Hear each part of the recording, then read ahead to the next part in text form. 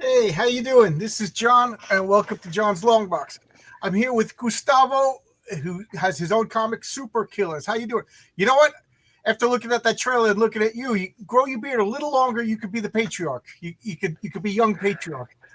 Oh, you think so? I would love to get into acting. It's like I've always wanted to get into acting. I'm a jack of all trades. I'd love to do that. So how's everything with you? Oh, pretty great actually. Like I've been looking forward to this all week, so Oh, good. that's one thing. So you have a comic called Super Killers, right? I'm getting the link, and hmm it's on Global Comics now. Global Comics is that the print on demand, or is that a read? Uh, I forget. it's free online, digital. Okay. I think they discussed because I'm in the Discord chat. I think at one point they thought about doing print on demand, but I'm not exactly how it works. But I'd Okay. love to do it at some point. Yeah. My chair is like lowering as we speak. Oh, okay. Yeah. I'm trying to think. There's a print on demand, but whatever, it doesn't matter. I met them at the Comic Con. We were all like, it was cool. We were in a bar and it was just like all comic book people. Everywhere you looked, everybody was like talking about this, talking about that. So that was a lot of fun. But I met so many people, and I met somebody from Global Comics, a woman, and I'm trying to remember her name, but I whatever, it doesn't Yes. matter. So you got a Super Killers on your on. Ugh, I can't even talk. I'm gonna click on where'd it go?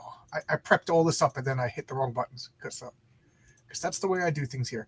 So I'm gonna bring up your Super Killers. Are you? I got to ask you, where are you? What state are you in? Are you cold right now, like everybody else? I'm a Southern boy. I'm it's pretty okay here. Oh, okay. Okay, so we got Super Killers over here. And this is kind of small, so I'm going to make it big so we're not going to be able to see us. There we go. So we got Super Killers, Chapter 1. Okay. You got a bunch of chapters. I thought you were Yeah. like asking before you even went live. You got a lot of stuff done. Holy mackerel. Oh, yes. I actually, if you don't mind my my going off a Go little ahead. history here, I started thinking it up since I was around 17, and I've been writing it. It actually started out, I don't think a lot of people know this. It started out as I had an English project to do a script, and I had no idea what to do. I'd been experimenting with some things in my head for a while, and one of them was there's a lot of people talk about this. I don't know if you've heard of it. A lot of people like to imagine scenarios in their head while they're listening to music. Oh my god. That's what I do all day long if I'm not working.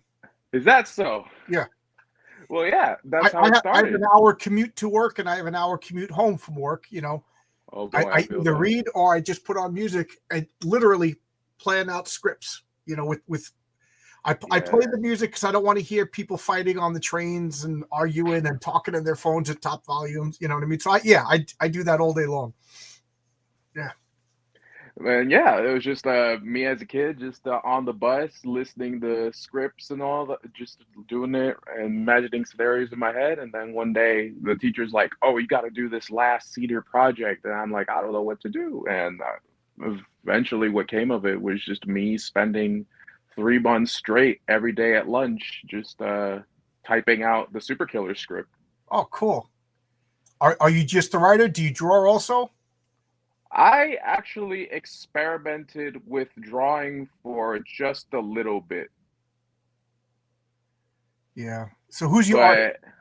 But I don't know his deal. I don't know if it's because he's alluded to working with a company, which is why he usually stays anonymous. But I all I can say for sure is I'm not the artist Okay. because this is a professional. Yeah. There's a lot of people who are under exclusive contracts, so Yeah. they have different names. Oh, so this is. Oh, I like the. Is it showing? Okay, yeah. I like the Zipatone art. So very manga inspired. I could see. Oh yes, it's very manga inspired, but just visually. My writing's of course very Western, but I still, with some where need be at my discretion, has some more anime style tropes. Okay. we were talking before. Oh, I love the subway and everything. We were talking beforehand. You said you're a big what American style, Western style comics, because there's British comics too. What did you read growing up? Growing up, well, I I couldn't afford a lot of books, but I spent a whole lot of time in the library, and I read a lot of classic Marvel. My favorite was actually the Stan Lee Captain America run. Oh, okay. I didn't expect Yeah, that. Captain America seems to be old fogey these days, and I love Captain America. yeah, me too. I first liked him as a kid when the Ultimate Avengers animated movies came out. Okay. Oh, geez, you date me, making me feel old as a kid. I was a full on. Yeah. Yeah, and I can see you got looks like a box over there with Captain America's shield on it. Looks like Hawkeye's Oh, face. yes, Right? that was signed by Todd McFarlane. That's based on his artwork. No, no, right on, next to your computer stand, right there. If you move your hand, I could see that, and then I could see Oh, that an yeah. Amazing Fantasy. What is that? Like a poster behind your Oh, screen? Amazing Fantasy 15. Yeah, yeah. The classic Marvel chest, ironically, with every Spawn compendium you can imagine. Oh, okay, okay. I was just wondering. Like, what is that? Action figures behind your head? Yeah, just Yeah, a lot of McFarlane toys. I'm a huge Todd McFarlane fan. A lot of Transformers, Power Rangers, cool. Yeah. Funko Pops, and I'm a big movie buff too. So Oh yeah. especially comic movies. Yeah, Okay. Yeah. So my I got to ask you though. We got the Fantastic Four and we got Superman. I think they're going to both be released in July this year. What are you looking forward to, or more? Superman, I think, is like at the very least, I think James Gunn's is actually like attempting to like make something that means something. I think he really is trying to like inspire with this movie. Fantastic Four doesn't necessarily give me the same impression. Uh, I I've been burnt too many times. I love Superman. I love the Fantastic Four. So you think I would be ready to pull my hair out with excitement because these are like my two favorites. But I, I, I Yeah, I'm like tampering my expectations. yeah. The gun one looks fine, looks good. But the Fantastic Four, I just think all four actors are off. I Everything thought else Sue looks was good. all right. I thought Sue was all right. Sue, I don't know. I was there's another actress that the one who played she was in Vikings, the blonde woman she would have been a perfect. She played Lathaga, I think the character's name was. She would have been. That's why I wanted. Yeah, This woman, she's beautiful, but she has too harsh features. Sue Storm is supposed to be like the hot soccer mom. right. Marcus says the FF trailer was better than this. I think I agree, just the aesthetics. But I get distracted already. Tell us about Super Killers. What's the premise of your book? Well, like I mentioned, I'm a big movie fan, so I'd say I take more inspiration from more from that kind of writing than anything. I'm a big so it all kind of started with my frustration with Suicide Squad 2016, Oh yeah, and uh, just I'm just rebooting this because I lost where I was. What happened with 2016? yes, Yeah, that one. Okay, I wanted to like that one. I agree with you. I wanted to like that. I those wanted. trailers were amazing. I'm sorry. The what? Those trailers were amazing. They were brilliant. They were hype. I don't care what anybody says. I think the trailers were amazing outside Yeah, of the actual movie. yeah. That the trailers. That's where they get you. Yeah. But That, yeah, it started this trend of how whenever it's a villain-centric movie, Venom did the same thing. It's just they're not really villains. They're just anti-heroes usually. They're yeah. not really real villains. Well, I mean, if you read, the Suicide Squad comic is the government's taking guys, lifers. You're gonna die in jail unless you do this mission. So they're bad guys forced to do good. Like that's all you really need. Like you don't need to make them sympathetic. And in the No. comic, they injected them with like a micro explosive, so it'll blow like their carotid artery and they'll Right. die. So that's if you're a normal human, you feel a little bit bad if somebody who's compelled to do something. You know what I mean? So they Yeah. didn't need to make them misunderstood here. I agree with you. They I, didn't have to play the sympathy card, and that's one of my biggest things about it. I took inspiration because at the same time I was just getting into Martin Scorsese hard. I watched Goodfellas like 5 times in a week. that's one I of the loved movies. If that Casino. movie is on TV and I'm walking by the TV, I'm in the chair watching it. Like I've seen it a million. I love that movie. Oh yeah. I'm still waiting for the day they finally release the cut where they don't censor the American airline passport, that Oh, little ticket. You've seen the censor bar? I never noticed it. Yeah, there's a part where I don't know why they have a ticket that they're throwing away. I think it's when the babysitter accidentally throws it away and you see Right. like this big censor bar that just covers it to not show it's American Airlines because American Airlines didn't want to be associated with a crime movie. Oh wow.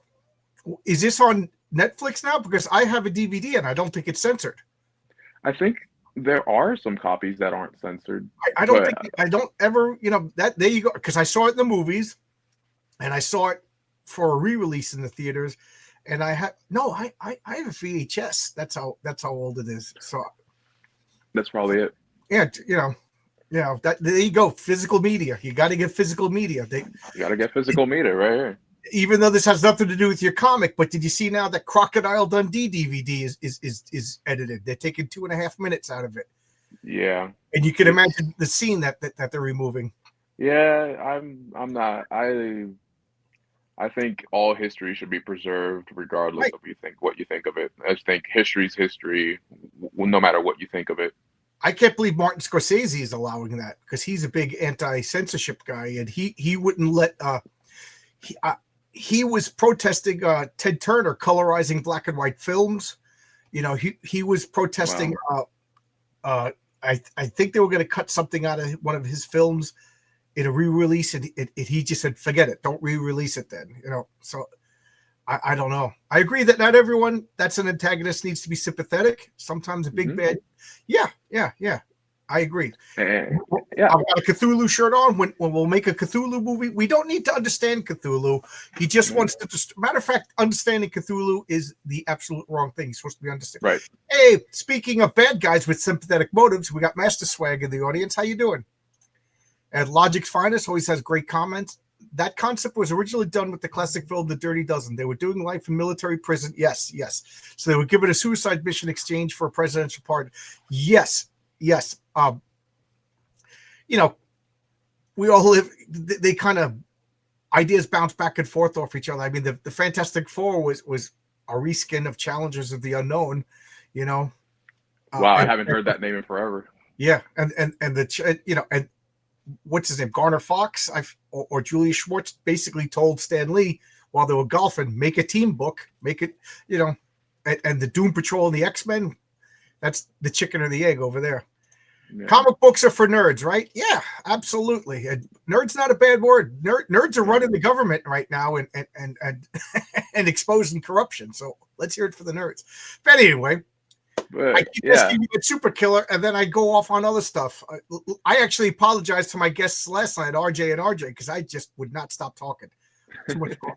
So SuperKillers, you said you came up with this concept, because of a high school project. You started daydreaming and you wrote it all out. Now I gotta ask you, you're not in high school anymore. Oh no. so this is the glory days are gone. Yeah. No, that was I am no longer I have been out of high school for about, as long as I've been writing it. I've been writing it for 6 years now. Okay. And what is, so you said Suicide Squad kind of inspired you. What else inspired you with SuperKillers? Well, like I said, going back to the Scorsese thing real quick, it was just the fact that those people were not sympathetic whatsoever, especially in Casino and Goodfellas. There was nothing, and it just kind of inspired me. It's just like, you don't really need to have a fully sympathetic character. They can have some redeemable qualities, because that was a big appeal of the mob. People just liked the loyalty. They liked the purported certain, that even within all that awful stuff, they still had a set amount of rules, so that you only need one virtue to actually make a villain or bad person interesting. Plus, I mean, when I was a kid when Star Wars came out, and Darth Vader came on the screen. The very first thing you see Darth Vader do is he just comes strolling out among all the explosions and bullets and everything like that. Just so freaking cool. And then he strangles a guy to death. There was nothing redeemable about Darth Vader in the first Star Wars movie, but we loved him. And Right. I'm talking, I was in third grade. We got lunch boxes, with basically military Nazi murder guy, because that's what they were. That's what Right. they were.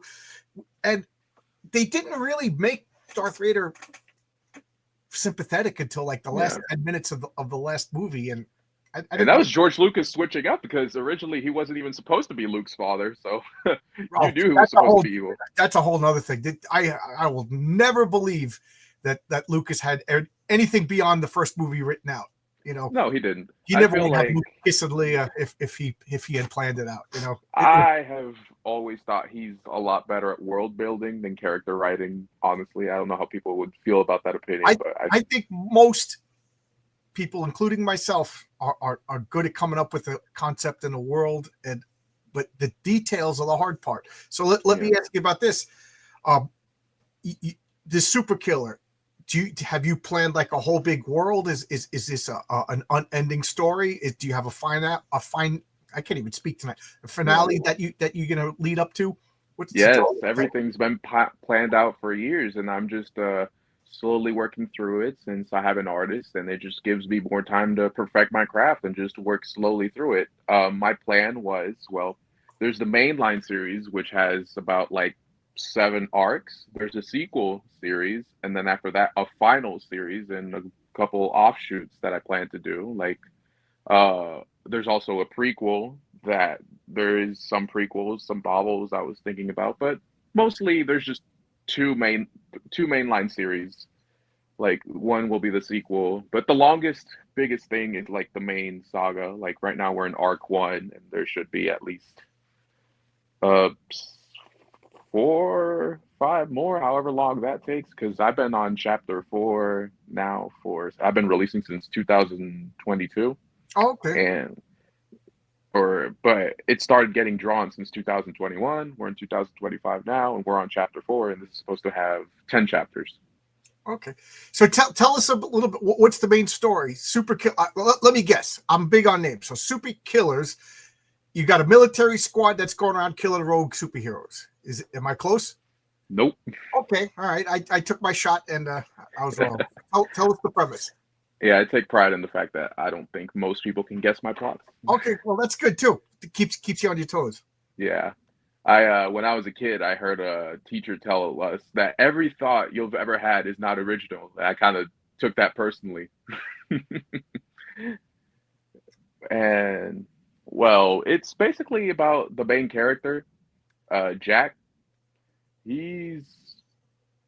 I'm trying to. How far can I go? How far do you want me to go with it? As much as far as it's released. As much as you want to talk. Keep me from babbling. Right. It's very much about a mob boss with a liquid metal suit. Okay. He's young. He's 25. It's more interesting because I have flashbacks in it, because he already had his origin. He's already had his virulent origin. He's fully formed. He knows how to use his powers, but he lives unchecked. There's no heroes in the story whatsoever. Okay. There's no cops. Nobody's going to beat him, because this is the way I imagine the city is like. It's like Manhattan. It's a fictional city. It's like Flare City. It's Flare City. Is this in like our Earth in the future, or is this It's 2005, and it's an Earth similar to ours. Okay. That's interesting. It's in the past. Okay. Yes. Okay. And it's right in the middle, off the coast of North and South Carolina. It's an fictional American city. Oh, wow. That's interesting. Nobody sets a comic there. That's cool. Yeah. And it's comic set in Southern Arizona, Yeah. I wanted to do something different. Yeah. Yeah. A little bit will play into it in the end and the second season, that it's like nearly seceding just because of the crime rates. Okay. but it doesn't play too much into it in this So one. the main character, Jack, you said, I'm trying to pronounce his last name. Argente? That's not his last name. He doesn't really have one. That Okay. because Jack's not his real name. Okay. It's So I'm Ducrine. alias. Yeah. So The Argentate. the That's his Argente. code Okay. name. You know, like how somebody's like because he's a mob guy. So Vinny the Horse, Johnny Two Legs. So he's Jack the Argentate, and his mentor is Frank the Zebra. Okay. Oh, what's an Argentate? Argentate is a very fancy word for like silver. Yeah. Yeah. I knew it had to do with silver. Okay. So he okay. So does he have white hair? Is he? No, he's only 25. He doesn't have gray hair yet. So Yeah, he's silver hair. okay. So and he's a killer. So and you said you didn't want to make it sympathetic. So we don't like this guy. Have you read Grendel? With Matt Wagner. Yeah, Matt Wagner's Grendel.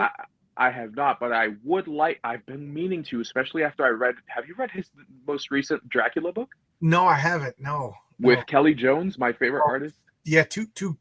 Matt Wagner is a great writer, great artist, and Kelly Jones is a phenomenal, bizarre artist. I love Kelly Jones. I ordered the second volume with his autograph and everything. Like, I don't care if this kills my next check. It's amazing. It's just, yeah. I'm a huge fan of his work and the Batman runs, that one Spectre cover he did, Venom the Madness. Oh, my vacuum just kicked on, and that's gonna stop making noise. But I was gonna say, because he made a character called Grendel, Matt Wagner, and he was an unsympathetic, unrepentant bad guy. But but the thing that you liked about him was like he was classy. He wore a tuxedo. Yeah. He was like a gentleman murderer, but he was basically a mob. He was like a Batman villain. Wore the suit, hosted parties, and like excused himself, put on his costume, and then went and like did his dirty work, and then came back. You know what I mean? So I like that. Yeah, you rooted, and the cop, his name was Argent. He was a werewolf with a big silver stripe. He was kind of a jerk, like the good guy. Like, you know what I mean? It was a play on everything. The good guy was a guy that you had to root for him. He was the good guy. Oh, that's what I wanted to insert into the comic. It's just Jack is bad, but if you see him, he's a mob guy. He's just ideally a mob guy in the sense that he's a lawful evil. And the people he faces, the things. Now I got to ask you Dungeons and Dragons questions because you said lawful evil. But go ahead, continue. No, he's basically in the loose, like unlawful neutral evil. Right. And I think one of his appeals are, he does have flashbacks, but he's empathetic, not sympathetic, like an anti-villain, I would say. Okay. And one of the things I think will get you to root for him is when you see what he's up against, because it's a guy at least keeping the peace or the quiet to some extent. Meanwhile, you have this insane guy called Iacod calling himself the god of evil. What's his name? Iacod. It's a made-up name. Okay. Yeah, I can spell it out. Oh, no. If it's a made-up name, I thought I just misheard it. But if a made-up name is whatever you want. Like, I had Paul Thayer on here, and I was analyzing Project Nauosis and like breaking it down, and he just goes, I made it up after I made a fool of myself. So I'm not falling for that again. Yeah. I love making up names. Up names. Yeah, it's fun. And it's just this guy, his big antagonist is this extremely overpowered, self-proclaimed god of evil with an army of lobotomized slaves and two people, one who's a woman from his past, who was like a sister to him when he was younger. She can regenerate and is absolutely insane, like very, very sadistic and evil. And then now somebody else showed up called Hypergrade, who seems to have some kind of vendetta against him. And there's no good guys, huh? Everybody. There isn't at all. That's why it's SuperKillers, because you can't have villains if there's no heroes. Now the title makes sense. These are super powered killers. Okay, so I was completely off. All right. Yeah. All right. So there you go. That's go. The biggest thing, though. Jax doesn't have powers. He's the only one of them that doesn't have powers. Everybody else does. I have a soft spot for that. Like we were talking about this, the Suicide Squad, like Rick Flag. the one military guy without any powers among all of these peoples. I mean, you could argue if like Boomerang has powers, but you know what I mean. Everybody else has powers, and the guy in charge. I love that. That's why like Captain America. I don't care what anybody says. He has powers, but he technically doesn't have powers. But he's in charge of the Avengers. Thor listens to him. I love that. Are you familiar with the old Image comic Team 7? I think maybe they were mentioned in one of the Spawn comics I read, but I don't think I've read them. Team 7, like they would mention it a lot. It probably Spawn, but it was supposed to be like in the past, like in the Korean War or whatever. And then they finally made the comic, and Chuck Dixon wrote it, who loves military. I love Dixon. But it was all of the Image characters back when they didn't have powers, and then later on, some of them started getting powers. But the one guy who in charge of him was the non-powered Nick Fury type, whose name I can't. Yeah, I love that. I love that. So I like I like that fact that your main guy has no powers, and everybody else is over. So he's got to be clever, and I can't write a clever character yet. He's resourceful. His mentor is a genius, but opposite to him, he's very resourceful, very clever. And this is when writing villains, this is something I kind of like to call negative virtues. The way I write villains is just they have their own benefits that are opposite, equally opposite to like virtuous people. Like for example, good people have friendship to help them. Jack has blackmail to help him. That's pretty interesting. I kind of like that. Like so, like I'm toying with the superhero guy who like the 7 virtues. And then, of course, his enemy would be the 7 deadly sins. So I'm probably going to steal from you. Go ahead. Keep talking. Give me some ideas. Like, for example, he has someone who is like a former brother to him. He doesn't really know about him, but this character is very clearly much more powerful than him. And if he was so inclined, could wipe out the city. But within the world of criminals, he has the biggest weakness. He has family. He has a daughter, he has a wife, and Jack just constantly threatens him with it. Constantly threatens with him. He's like, I have a kill switch. If you were to ever, this isn't mentioned obviously, but if you were to ever kill me, then I'll be dead, but I will get someone to kill your family. Yeah. What was I just reading? Pretty much,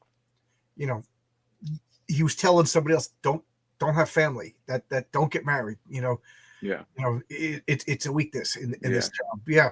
Yes. He even lust. That's the crazy thing about him. He's almost virtuous in some ways because he avoids lust, enjoying things, desire, sleep, eating, any basic pleasure. He ignores it, and with this obsession of just wanting to control his city and run it 24/7 to the point he doesn't even sleep. Wow, so meanwhile, he's the embodiment of willpower. The embodiment of willpower in a way. Like there's this one scene I'm very proud of that a lot of people don't look into, where she's just walking through a strip club, just looking straight ahead, all the women dancing. He doesn't pay attention at all, as opposed to his mentor, who he even in his own head says it's a weakness. When they go to visit one of the gang leaders, it's one of his one of Frank's booty calls, and while Jack keeps doing his work, Frank goes off somewhere with his booty call. Yeah, it's a distraction. Yeah. And Jack calls it a weakness outwardly, even though he has a lot of respect for his mentor. And he's very, it's almost like he's virtuous because he's loyal and all that. But I think that's a very interesting point. But what good is it all? Like, you know what I mean? Like, he does he enjoy life, or you know what I mean? Like, he doesn't, you know what I mean? Like, I want to, like, win the lottery, but then, like, we have to go in hiding, you know what I mean? Then what good's the lottery? I can't have my friends over to play board games, you know what I mean? Stuff like that. Right. Zach then says, a virtue in its most basic sense, and again, my mouth is not working, helps one accomplish one's ends for the good that is their calling, while it's evil, it is merely their goals. Yeah. Like, so what, do you agree with that? Like, okay, so I'm virtuous. Loyalty. Is it a virtue to be loyal to, like, the bad people? You know what I mean? Like, it's like you said, it's taking a virtue and inverting it to almost selfishness. I'm loyal to you because I know if I'm nasty to you, you're going to turn me into the cops or whatever. It's not even that. He has genuine virtues. He genuinely is loyal to his boss and mentor, Frank. Okay. Yeah, I would recommend if you can get the graphic novel of the original. It's called Devil by the Deed by Matt Wagner. You know, he's the original virtuous good Yeah. villain that Yeah. you root for, despite the fact that you shouldn't be rooting Yeah. for him. You know, Yeah. and then all And the yeah, yeah it, addressing the comment earlier is like, yeah, I mean, it's semantics, really. I mean, I don't disagree with that. That's what kind of why I call them negative virtues and all right. that. It's but because I don't really have a word for it. But yeah, I understand what this person is saying, and I Anti-virtue. agree. I guess you could, yeah, it's an anti virtue. That's a good word. I like that. Yeah. I'm gonna take that. God, yeah, that's what we do. Yeah, it is. I don't know if you listen. Like last night, I had RJ for the Fourth Age. We bounced back. He on his main channel, the Fourth Age. He talks a lot about the virtues, and like he'll like subtly slip them in. Oh, I've been listening to this lecture for 40 minutes, and I didn't realize it was about this virtue and this. So he's been. I've been listening to him for 3 years now. Yeah, 3 years, and he's been like filling me with like I can't help but think about it in character creation. So I do like that you have a character that's virtuous, so, but for the wrong reason. It's showing that Yes. even good things could be used for Yeah. bad purpose. Yeah. Like I'm trying to think of an example, but you put me on this. I put myself on the spot, but I'll think of one before the end of Yeah. the talk. But I kind of But like yeah. this. So he's disciplined. Like Yes. he Yes. he's not going to get distracted. And he's probably good with money. He probably has a good memory, and he keeps all the for Yeah. evil. You know what I Yes. mean? Like He Doctor doesn't Doom indulge. is kind of Yes. virtuous. He's honorable, but Yeah. you know, and then every once in a while, Doctor Doom, Yeah. I think he just explodes in emotion and Yeah. like I think that's the same Vader. with Jack. He doesn't really indulge in any of the seven deadly sins necessarily. He even tries to keep his wrath in check, even though, so no, sometimes things happen. Yeah. Like his when confronted with his past, since he was subject to human experimentation.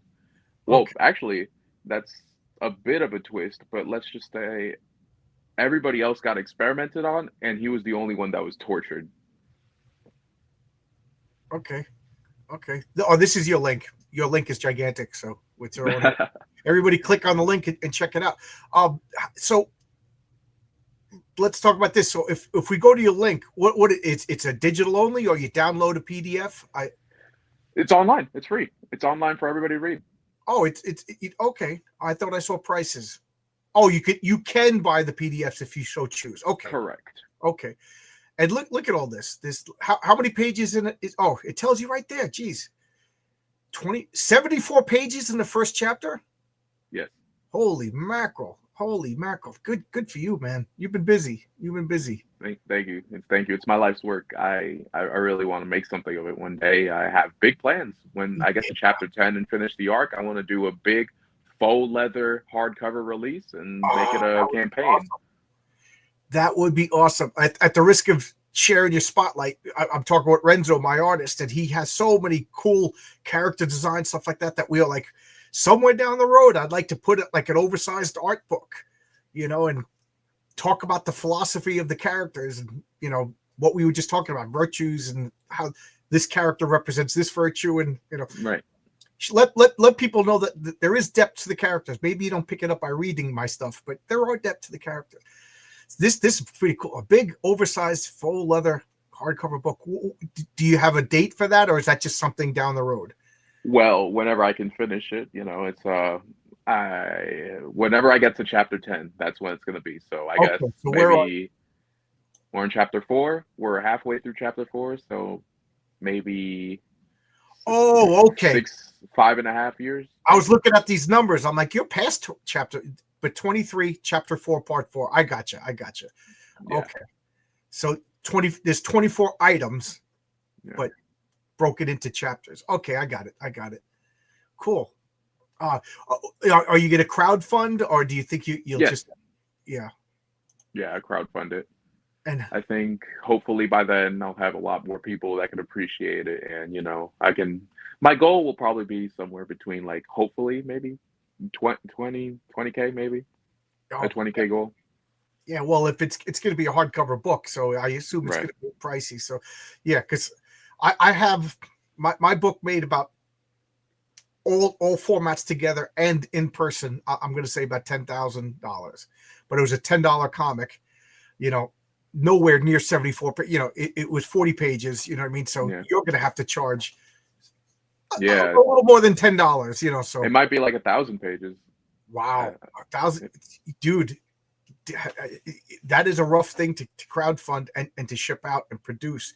So you might Yeah. you might want to do like 3 volumes or something. You know? Yeah. Like a box set. Yeah, That's also something to consider. I'm not dead set on it, you know. yeah, But yeah, it's definitely I'm very determined about the faux leather. yeah. Like if I again I'm a guy with one campaign, so consider the source. But like Yeah. a hardcover book, I would also do like a trade paperback, soft cover. You know, let the people choose, because some Right. people can be like, I really want that, but I'm not going to pay X. Oh, there's a soft cover variant that I'll get. You know what I Yeah. mean? That's So good too. don't leave money on the table. Like I didn't want to do digital, but I had a couple of Right. people overseas that were like, dude, I'm not paying $40 to ship one comic. Yeah. So I'm gonna have to wait a couple of years till you have 6 issues. I was like, I have to do digital. You know, as much as I'm an old man, I don't like digital comics, but you got to do what you got to do. Uh, true. Good things can be used for bad things. These are internal lawful evil characters or more clearly disciplined, selfish argument. Yeah, I think you just described Darkseid. You know, Darkseid, the ruler of Apocalypse. I've always said that he was lawful evil. This is a guy that controls his entire planet. There's no crime. I mean, what are you going to? Because everything is owned by Darkseid, but there's oppression and horror. You know what I mean? Yeah. Like there's misery. I imagine there's food but everybody gets a little bit of food. So this is law and order for evil Yeah. purposes. You know, there are 2 types of pride. The first that indulges in deadly vices because he thinks he's above others. Yep, like Caligula, like that's, or the Joker. You know, the Joker is just self-indulgence. You know, and the other that Those doesn't. are interesting. Yeah, my chat's got some really good comments. I'm real happy Yeah. with the chat. I would love to explain Except it. for Marcus. Marcus Jack. doesn't contribute a damn thing Yeah. now. Marcus is my buddy. If they don't Jack want is. international shipping, they should become additional states. Yeah, well, Yeah. Ireland and Poland aren't going to become any states Yeah. anytime soon. So For Jack, the addressing the comment, Jack is very much kind of.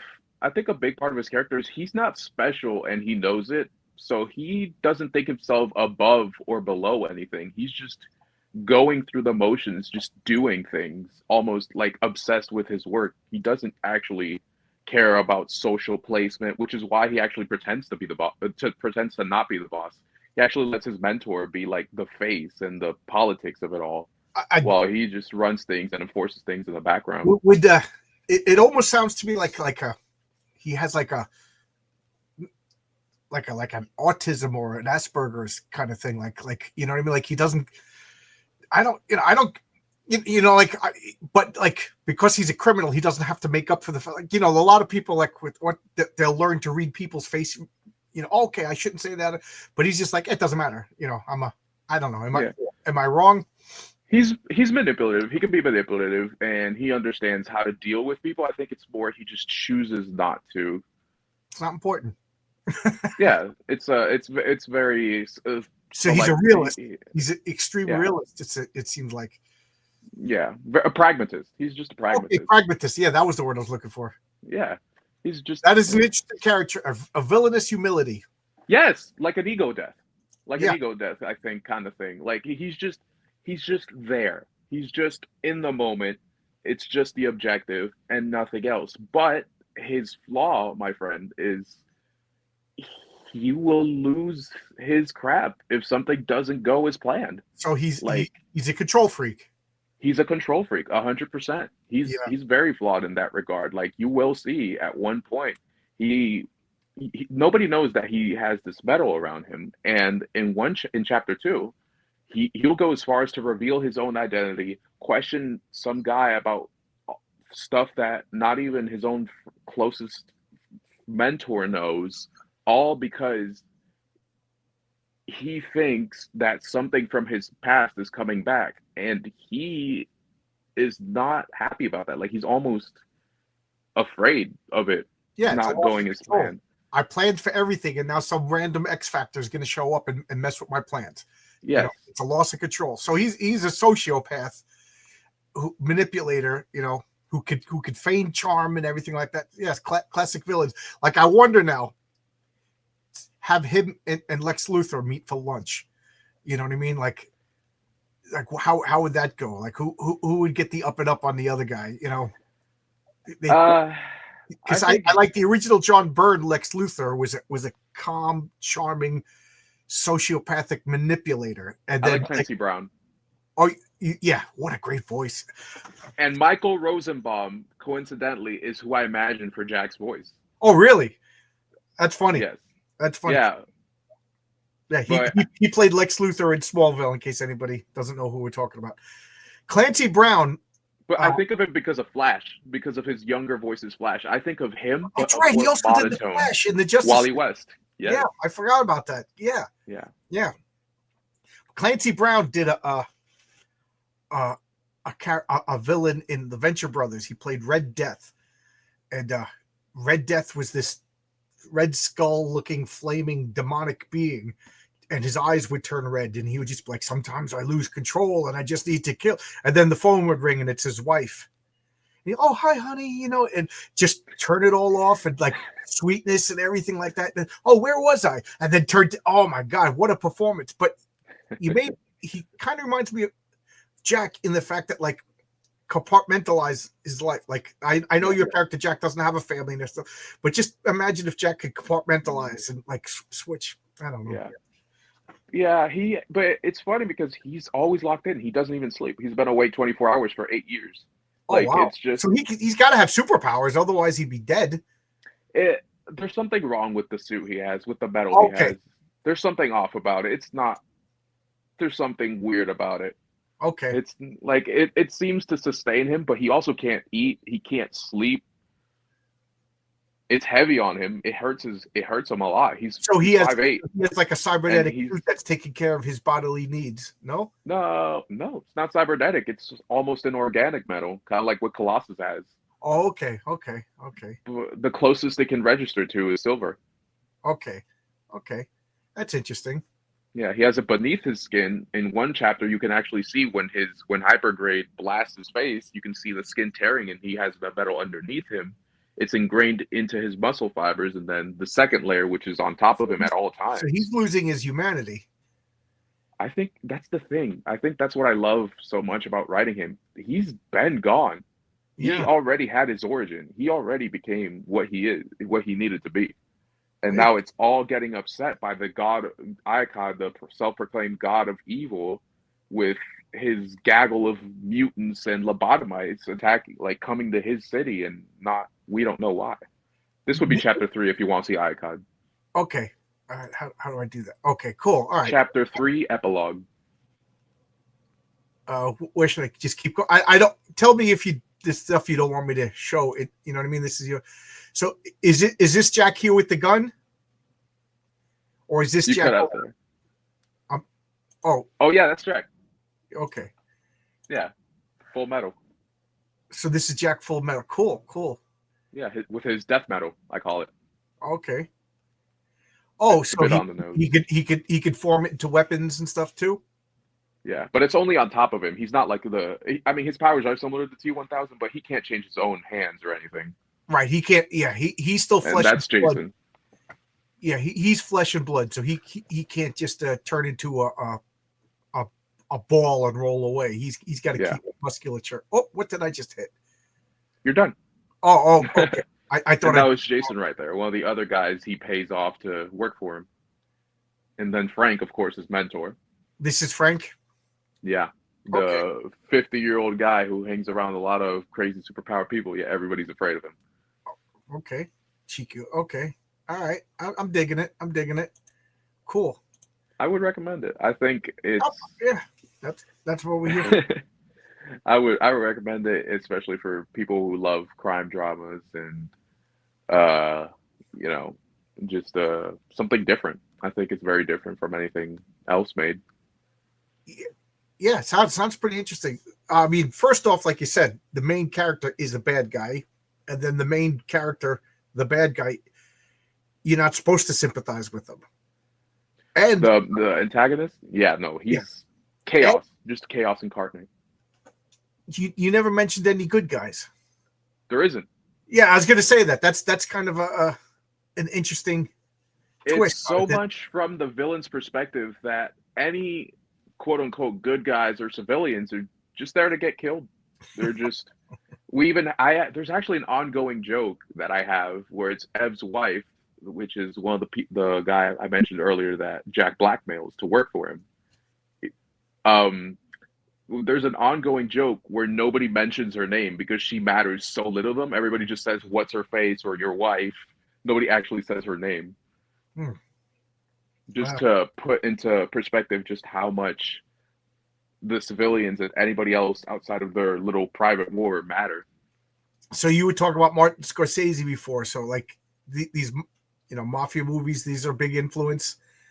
Oh You yeah. know, like Goodfellas, there was no good guys in that movie. No. There was nobody to root for, and it was kind of fascinating to watch Robert De Niro. Robert De Niro. I thought I said watch his character start out as the likable mentor, and then you started to be afraid of him at the end when he was whacking Yeah. everybody.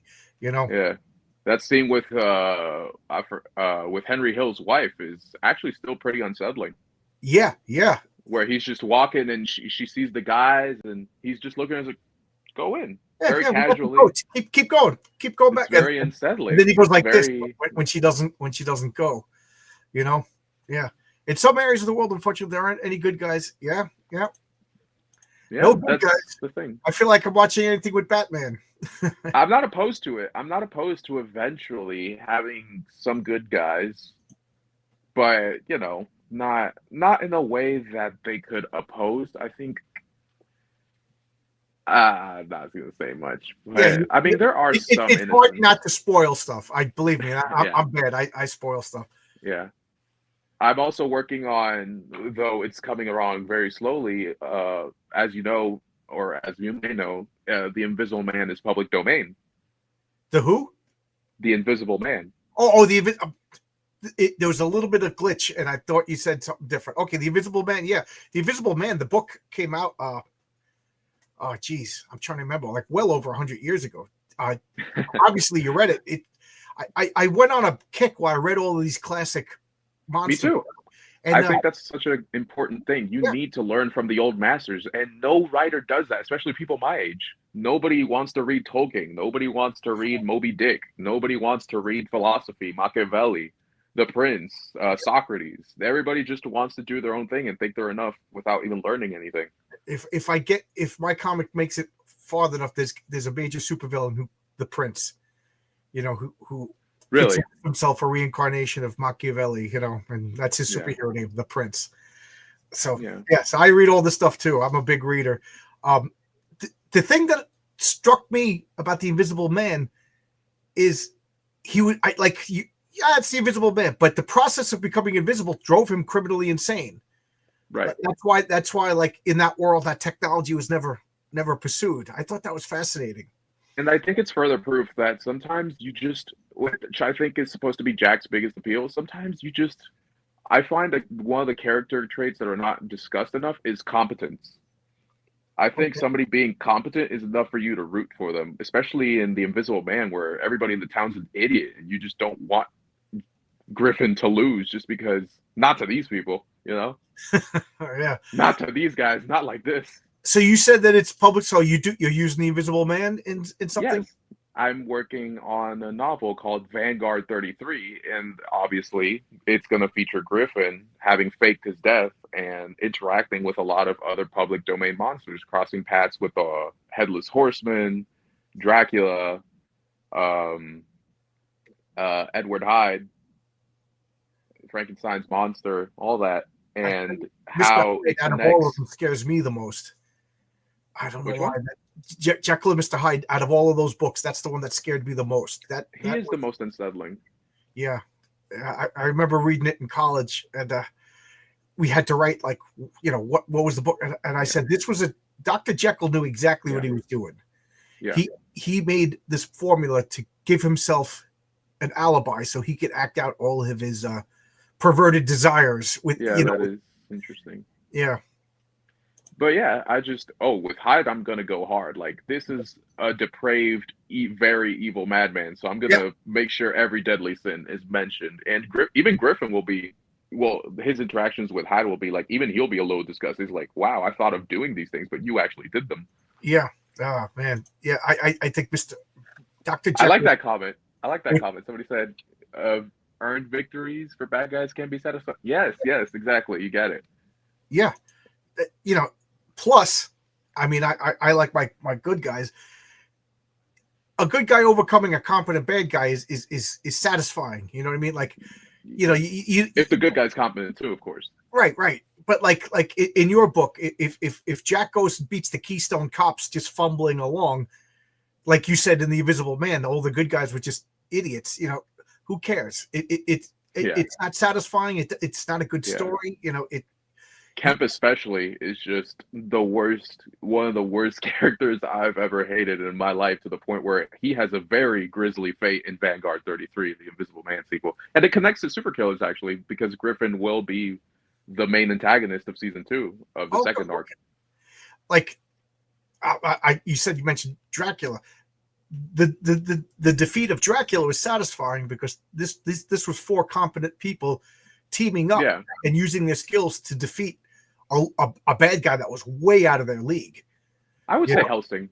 To me personally, I think just Helsing was the most competent. I wasn't too big on They didn't John. stand a chance without they didn't understand what they were up against without Helsing. But they deferred to him and they worked together. Yeah. I mean, 2 guys were rivals for the same woman. You know what I mean? But they put it aside because they knew that this had to be done. Whereas Frankenstein, I enjoyed the book Frankenstein a lot better. It's a page turner, but the opening is slow. My God, I couldn't with that opening. But there was no like Frankenstein. Everybody in that book was detestable. Like Victor was a jerk. Creature was a jerk until all of a sudden he had an epiphany, and like nobody beat him. He defeated himself. So I'm amazed that I like it as much as I like. Oh, Eric the Guapa has a real interesting comment. He wants to know, am I seeing this right? Your books are free? Of course. Yes. Yep. I think the most important, I do it for the love of the art. It does cost me a little bit of money by paying my artist, but I think it's worth it. It's just how much I love the story. Yeah, there you go. I love it. I just want to share it with people, and hopefully enough. I only want to have enough monetary support so I can keep it going. That's all I want. Yeah. I mean, my book, Heroic Tales, I have no illusions of becoming a pipe guy, smoking a pipe in the jacket with the patches, an author. I just need to make enough money so I can continue making the book. You know what I mean? But kudos to you if you could do it free. That is awesome. Yeah. I just can't. I'll be homeless. Zach then says, I hope you avoid a Hulk like Hyde, because no. I am not doing that. It's a change of aura. He will change aura. It was just a posture change. He won't look like a monkey like that one movie. Neanderthal. Sorry, he was a Neanderthal. Yeah, but Mr. Hyde was smaller. He actually dwarf-like, they said. Yeah, he became small, and I when in college I said it was his own inner child. And they even said in the book, because he compacted, he was strong, because you know what I mean. Take a 6'2" person, compact him down to 4 feet. He was all dense and strong. Yeah, right. I kind of wanted to do that, where it's just like his posture and his aura would change in a bit. But yeah, I actually didn't want to make it a physical transformation. Obviously, I actually wanted to do something very clever in the book, which I'm wrestling with. I don't know if I'll do it or not, where there's a scene that's from the perspective of Hyde, and he'll switch from I to Jekyll. Like when he's speaking, since it's first person, he'll sometimes switch to saying Jekyll and then sometimes say I when he's speaking to Griffin, and you never know who he's actually talking to. Okay. And what he's doing. So that's oh my God. Did you love that comment. Island of Dr. Moreau too? Isle of Dr. Moreau? Yeah, Didn't they get a movie adaptation? yeah, I've heard of it. yeah. They got Bela plenty. But Lugosi or it's something another like that. classic. But it's based on an island, the island of Dr. Moreau, and they made a Marlon Brando movie that is just worth watching for the spectacle of who could Val Kilmer or Marlon Brando just not getting along and outdoing each other in bizarreness, and then the main actor just quitting in the middle of the movie, and then the director getting fired, and then sneaking back and in the background just doing stuff.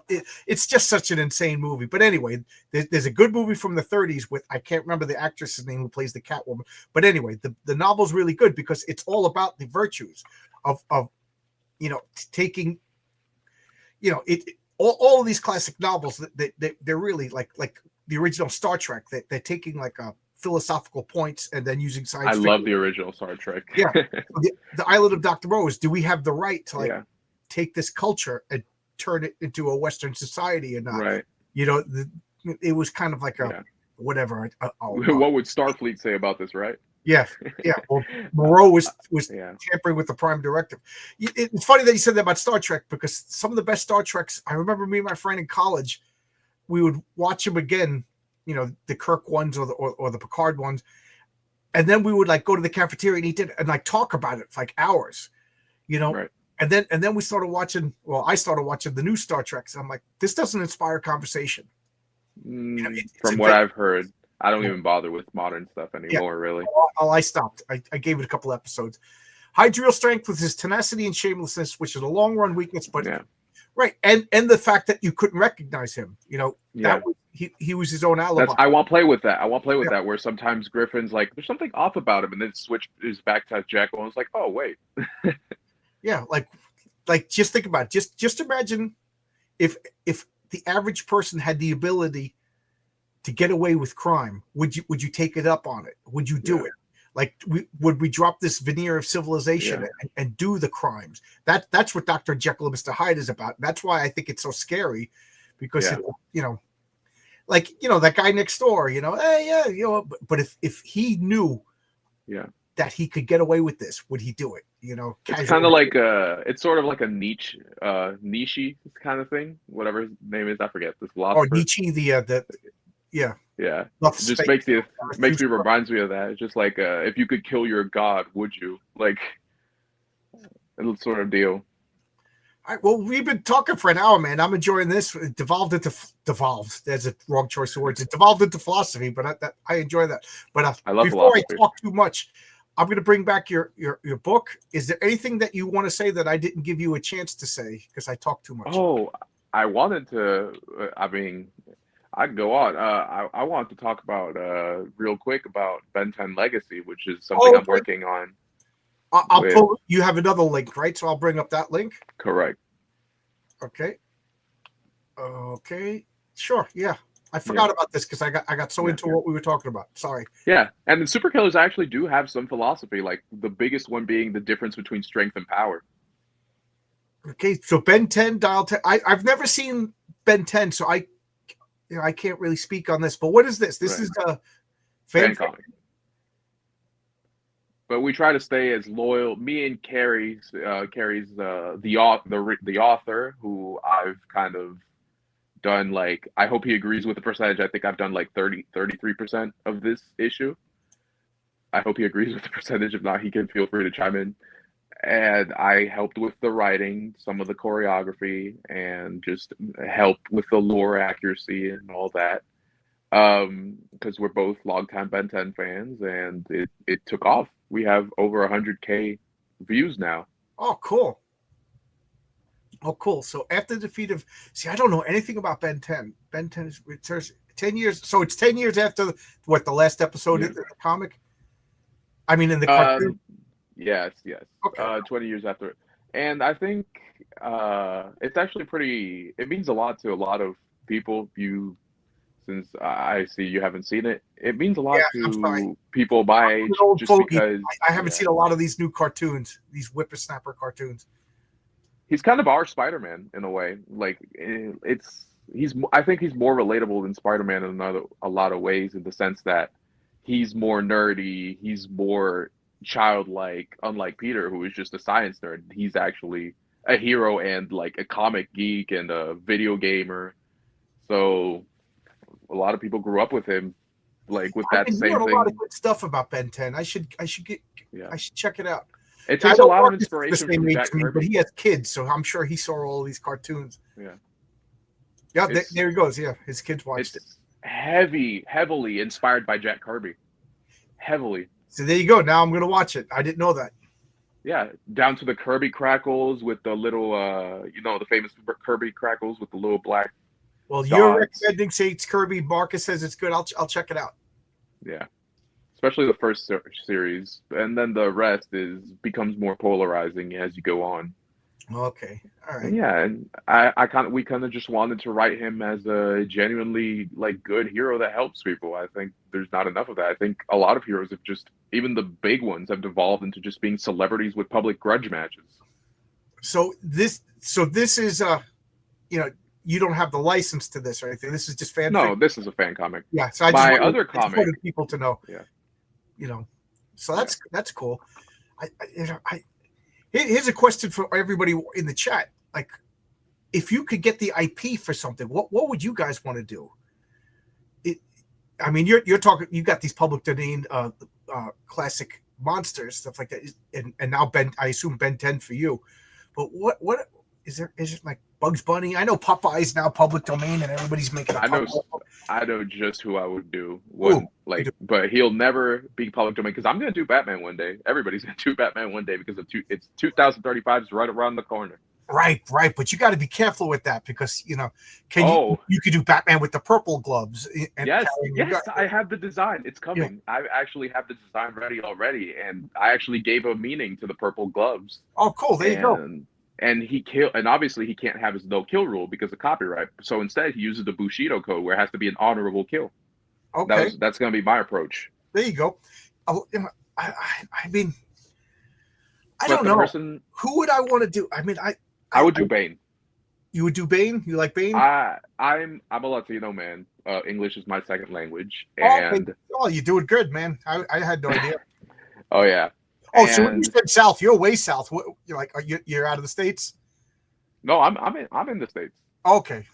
Yeah, and I just thought, I mean, I'm not really for the whole, oh, this character is the same race as me or anything like that. I think that's a dead end. But I thought it would be cool to address something that doesn't come up often that I thought Bane could do, and it's he's constantly struggled. I don't know if you know his story well or not, with like with Peñadura and all that, or wherever they want to put where he's from, or Cordo Maltese. I'm sorry, Peñadura was the prison, or crap, I forget where he's from. I forget the made up town that the city or country that he's from. But I think it's based on Cuba. It's basically based on Cuba, to my understanding. Yeah. And it's okay, Dirty Fatty. You could have all the new universe characters you want. I want to have nothing. I like the new universe, but I don't even want to do characters that I like. I wouldn't want to touch an IP character. I want to do my own characters. But anyway, Santa Prisca.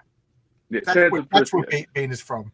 Yeah, he's always struggled with his country, and I kind of wanted to do something a little different, something I've had to do with my own culture, and it's him kind of just having to let go of it. We're now on that employee buyout.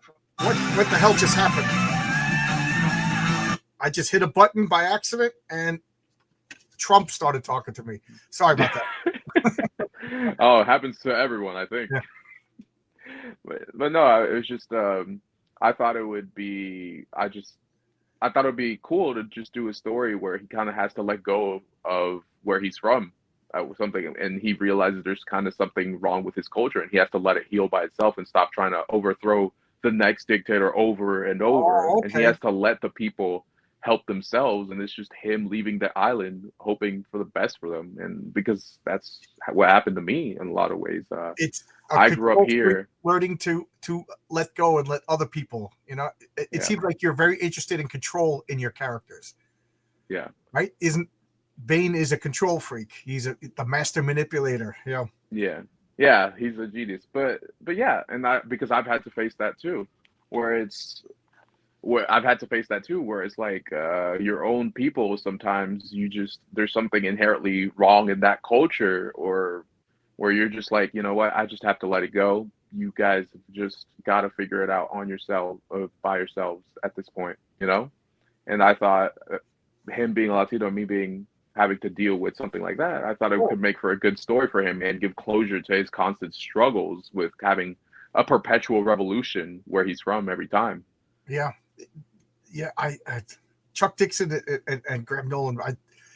I think they're still surprised at how popular that character is. You know, Yeah. they just said they thought they were making a Batman villain of the week, and next thing you know, he's in movies, toys. You know, Yeah. talk about that character. I lost a lot of respect for Bruce Timm when I heard his comments about Bane, honestly. Well, what did he say? He said he was a gimmick character. And that's why he wanted in the Batman animated series episode for him to be unmasked. It was just a petty move for him to disrespect Bane. I didn't hear that. And I wish I didn't, because I love Batman the animated series. To me, it's the best Batman. So you're a Batman fan, then you want to do? It's about Batman. Everybody loves Batman. I love Batman too. He's just cool. Yeah, just a cool guy. I mean, right here, I'm staring at a whole bunch of stuff I got with. Maybe I can upload Batman right over your head, way behind you on, I guess, on your bookshelf. Yeah, I got the Batman Begins. I got some Batman Funkos. I have all the Batman movies on 4K. Well, all the good ones. So no Batman Forever and no Batman and Robin. Well, I'm gonna say I have all the Batman movies on DVD too. None, because there hasn't been a Batman movie yet. There's a character named Batman, but he's not Batman. There's been a guy wearing armor taking bullets to the chest. That's not Batman. There should be a sneaky, stealthy detective. That's Batman. I kind of people get mad at me when I say that. But that's cool. You could. I would love to see. Not yours. You're a normal person. I'm not. Something like that. But I would love to see the Batman Brave and the Bold Batman, but more PG-13. I think that's the most amazing version you could do for live action. Where he's like everything, he gets along with his heroes, he's over his trauma. Yeah, I just look at like the Tim Burton Batman. You know, the machine guns came out and he killed people when he dropped bombs and blew up the Jokers. You know what? I argue that it's accurate to the original 1937 version. Yeah, he's the 1937 Batman. He's the Golden Age Batman. Yeah, the Golden Age Batman would shoot you in the face. And the Golden Age Superman would pick you up and literally throw you across town into jail. You know, pre-Miranda superheroes were pretty rough. Yeah, the comics code did a lot of weird stuff to characters. Well, the 50s, they had to tone it down. Yeah. But all right, I guess we're going to close down. I always feel like an hour is good. Like an hour and a half, people don't watch the video on. You know what I mean? An hour people could deal with. So we'll stop here. As always, you get the last word. Anything you want to say that I pontificated and stepped on you and didn't get to say? No, I love talking to you. I hope I can just come and chat sometime again. This was great. The hour was not enough. Yeah, I know. I really liked all the philosophy stuff you talked about, and then you brought up all the classic character. I could talk about that stuff for hours. I was forcing myself not to talk because last night I felt like I just talked too much. I go upstairs and my wife's like, "You didn't shut up again. You didn't give your guest enough time to talk." But come back, especially when you're going to start. I would love to. Read the SuperKillers and get back to me, man. Yeah, I'm always available Thursdays. Okay, and when you are going to crowdfund, we got to get people to know about your comic. You know what I mean? It's still like half a decade away. I think. Okay. You're that far in the future, but by then everybody will be buying the action figures. I hope so. All right. So thanks a lot. See you guys tomorrow. I have it's clobbering time at 8:30. It's Spawn versus Ghost Rider, and then 7:00. I forget who I'm talking with. My memory is all jumbled these days. But thanks a lot, everybody. Oh, and Saturday at 9 Eastern Standard Time, we're gonna have a launch party for David Brink for Perfect 10 #5. I love that comic. I love Dave. I love the company. So he reached out, and I was like, "Of course I'll help. Of course I'll help." It's all about helping everybody else. So see you guys. See ya. Bye-bye.